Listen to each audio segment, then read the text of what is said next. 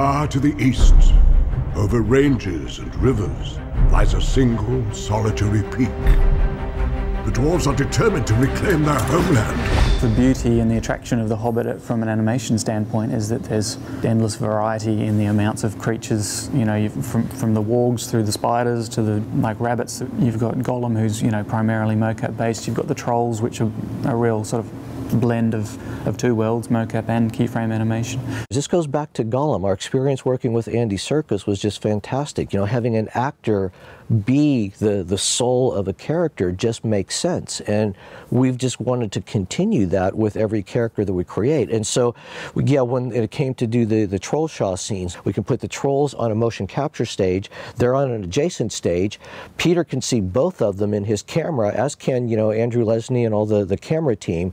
So when they're framing up a shot, they're seeing the trolls who are being directed by Peter. Their motion is translated into the cameras, and everyone can see what's going on together. And it's as close as we can get to really putting those trolls in front of the actors. Now, the actors don't really have that. They still have markers so they know, you know, what they're acting to, but at least they can hear it and they can review it, and everyone knows that it's coming together. To apply sort of a one-to-one mocap to a troll is going to look light. So you have to slow things down, you have to add weight, you really have to kind of redefine some of the poses to feel like they've got that natural kind of gravity and stuff. I think that was probably the biggest challenge actually on the trolls. I mean, we've done big creatures before, but we haven't really done that with a speaking character. Peter was able to work with the three actors who were playing the trolls, and he was able to go to the mocap stage and walk through the scene, choreograph it in different ways, and then he was able to sit and select the mocaps that he felt kind of you know, gave him the performance that he wanted the shots to loosely be.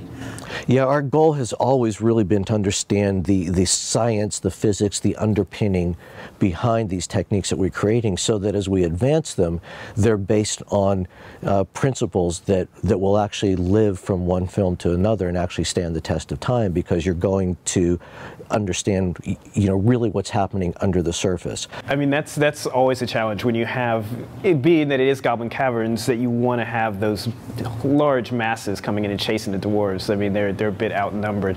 So there was different challenges depending on what the shots were.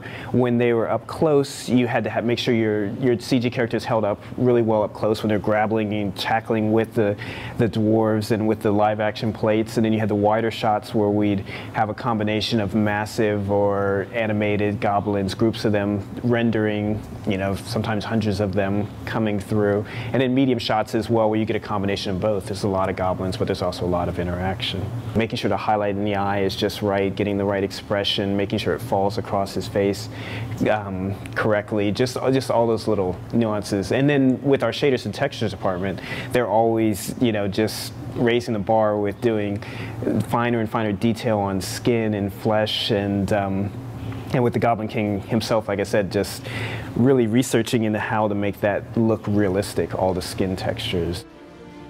Home is now behind you. The world is ahead.